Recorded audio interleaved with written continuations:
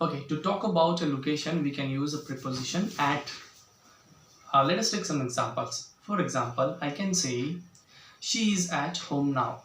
She is at home now. He is at office now. He is at office now. Or that boy is at shop now. That boy is at shop now. So to talk about location, you can use preposition at. At the same time, to talk about a point,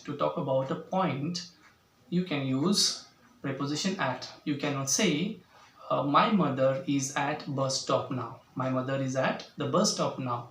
Somebody is waiting there at the door. Somebody is waiting there at the door. You can also say, she has arrived at the railway station. She has arrived at the railway station. So you can use at to talk about a point of something. So let us go to the next preposition which is used, and that is in. We can use in, preposition in, to talk about an enclosed space. For example, my sister lives in America, so she is not away from that particular country. So she is in the US only. To talk about that, you can use what? In. My sister lives in America, so she lives in that area of that particular place or country. You can say the US, and at the same time you can say, I live in Kolhapur. She lives in Belgavi. We live in India. So we are not anywhere else, we are in the country India. So to talk about that enclosed space, or at the same time you can say, there is water in the bottle. There are some students in the class. So these examples show that we can use preposition in to talk about an enclosed space. At the same time, to talk about months, you can use preposition in. For example, I was born in June. She was born in July. They were born in December.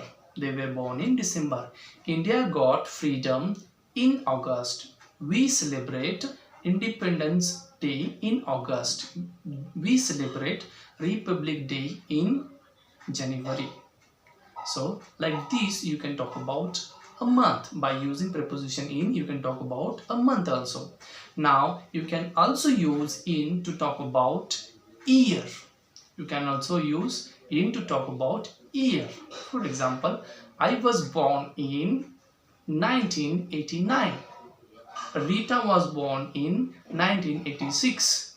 He was born in 2005. Okay, to talk about year also, you can use preposition in. Even you can use preposition in to talk about ages. Okay, I can meet her in the future. They fought the war in the past. Okay, there is something difficult in the present. Everybody is facing corona problem in the present time. So to talk about this, you can also use preposition in. Okay, now this is what I wanted you to know about preposition at, preposition in, and preposition